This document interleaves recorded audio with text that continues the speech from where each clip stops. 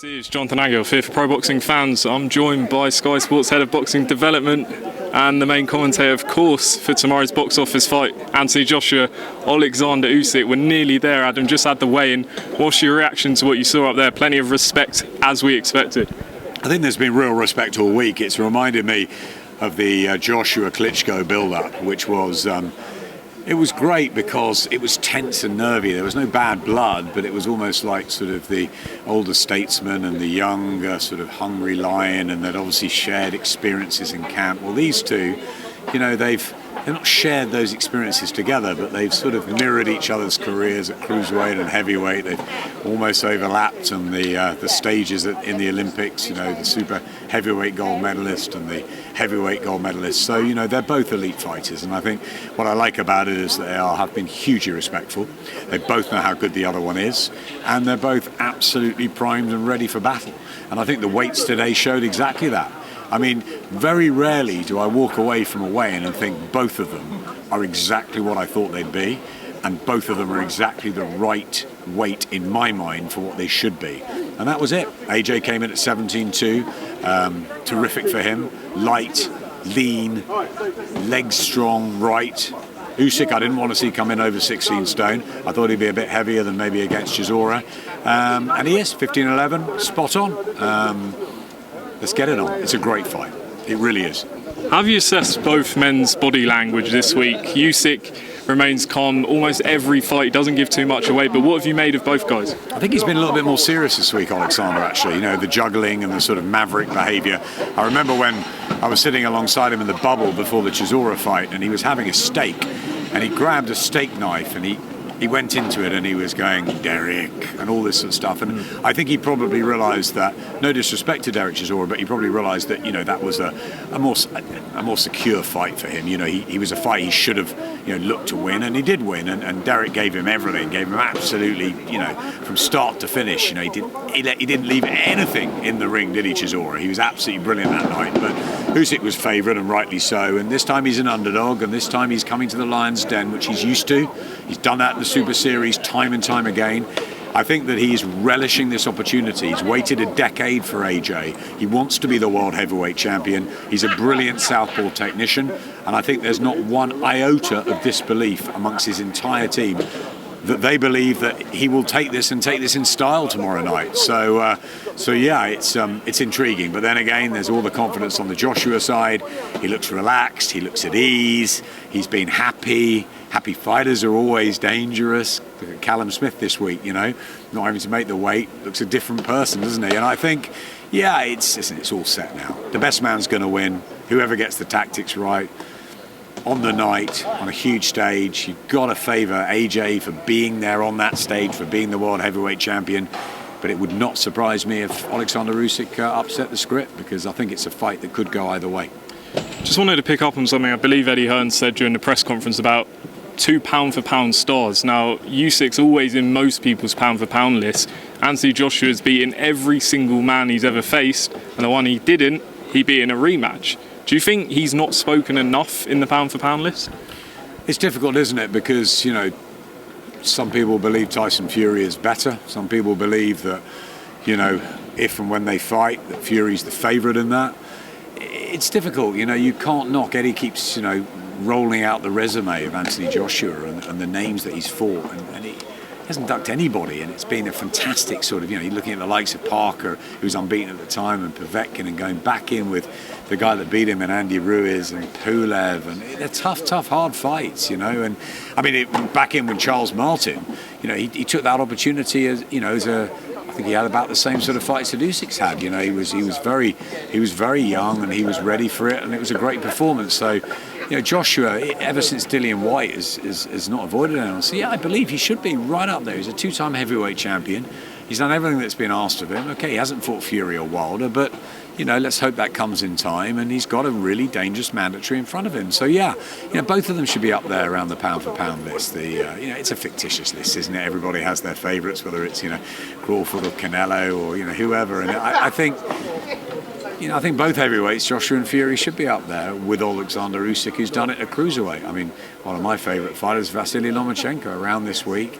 Papa Lomachenko, part of the...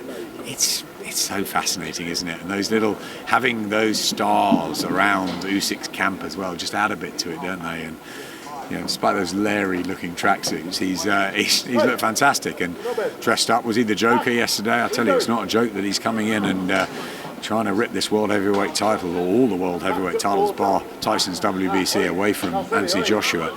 So yeah, look, I think both are relaxed, both are ready, both are focused, and let the best man win. And just lastly on sort of Anthony Joshua, you've been with him his whole career back from the debut. To see how he's gone about his business to sell out so many stadiums, A, did you ever think this would be the case? And B, will we see another fighter like this who sells out this many stadiums, and what has to happen for that to happen? Well, there's a young man up there, not so young anymore, Carl Froch, who did pretty well with 80,000 at Wembley against George Groves, and I think that was a breakthrough moment. I think then stadium became almost as popular as the old leisure centres, didn't they? I mean, we were filling them up. Yeah, look, Anthony Joshua is a superstar. He's an incredible role model. He's a fantastic sort of brand, isn't he? We've had a wonderful relationship with him at Sky since he turned professional with Emmanuel Leo in this very arena, 8 years and counting, and we're looking to, hopefully go the whole way with him through his career. He's brilliant, and I think he's really enjoyed being on our platform, and long may it continue. And I don't know, it's a good question. Who is the next? Don't forget, women's boxing's going through an absolute, halcyon period. We've got Savannah Marshall, who we can't wait to get behind. She's going to fight Clarissa Shields at some point in the near future. That's a standout fight, and we'll be getting behind the ladies. Caroline Dubois, of course, as well. We've got Josh Taylor, we've got Chris Eubank, we've got Richard Riakporhe, many other fighters that can come through on our platform, and many more to announce in the coming months with these great deals with Boxer and Top Rank. So look, opportunity knocks, and you thought maybe it would be a Boatsi or a Josh Kelly, maybe Dillian White, but he hasn't had that world heavyweight title fight yet. So I think there's still an opening there for someone to come through. And look, Ricky Hatton did it. It's cyclical, this sport. They come along, Naz, they come along once in a while, and you get someone who's different, or someone who's like the boy next door you get the great access to. What they all are great fighters and great entertainers, and we need more of them in the sport. And I think that what AJ does, and what Katie Taylor and Savannah and the ladies do, and what all the others, and Conor Benn, so all these fighters that are sort of coming through, they're bringing electricity back to the sport, and fans want to be there. I think they could have sold out Tottenham 3 or 4 times over, and that's great. Will there be another AJ? Well, let's just enjoy him while he's here, because I think we've got many more years of him. Just want to briefly touch on your new partnerships with Box and Top Rank. I know you've got a show next week, so we'll talk more hopefully then. But just talk us through sort of the stable and what you're expecting over the coming months. It's very exciting. I mean, we've been in boxing for 30 years at Sky. I've done 27 of them, and we've worked with all sorts of different promoters. We had a great relationship with Matchroom. They moved to DAZN, and we go again. We go again with a very bright, entrepreneurial, innovative, passionate, hard-working guy in Ben Shalom, who a lot of people don't know very well, but I've got to know him extraordinarily well over the last 4 or 5 months. Every day we're talking, we're plotting, we're planning, and he's a sharp cookie, and he's got a great team behind him. And people are surprised he's sort of got the keys to the platform, but he brought Top Rank to us, and Top Rank have got this wonderful global stable. They're a powerhouse, aren't they? They bring the likes of Inoue and Lomachenko and and Crawford and all these guys, and it's Michaela Meyer, loads. So we've got all of that with all of the sort of new, almost blank canvas that Boxer have got. And I think in a few weeks, they've done a great job, Ben and John Wischusen, to get these fighters to, we've worked a way of getting Chris Eubank on to kick us all off next week, and he'll be on Sky. We've got Josh Taylor via Top Rank. We've got Clarissa Shields. We did a deal with Dimitri Salita with that, but also Ben's gone and got Savannah, and he's got Huey, and he's got Richard Riakporhe and Joe Pigford and Ebony Jones and loads of other fighters. And we want to select. We want to, we're shopping, we're looking, but we want to select carefully and make sure that we've got the right sort of mix. And I think Caroline Dubois is going to be a star. And let's see who else we can have from the Olympians. I think they should be on our platform. It's a big opportunity for them to make them superstars. So let's see what happens in the next few weeks. But I'm really pleased with their start, and I can't wait to get going now. All the talk, all the sort of the planning behind the scenes, both at Sky, so much work has gone in editorially and creatively to get a new look, a new feel,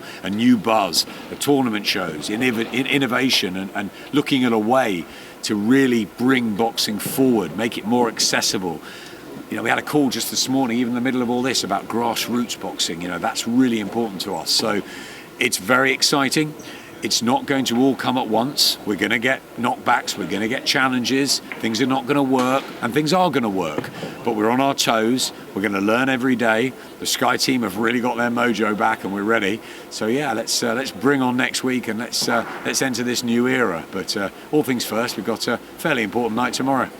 Certainly exciting. Just one more on this one. Do you anticipate there being any complications in terms of the broadcasters working with each other? So Sky with DAZN and BT, do you think it'll become easier or more difficult?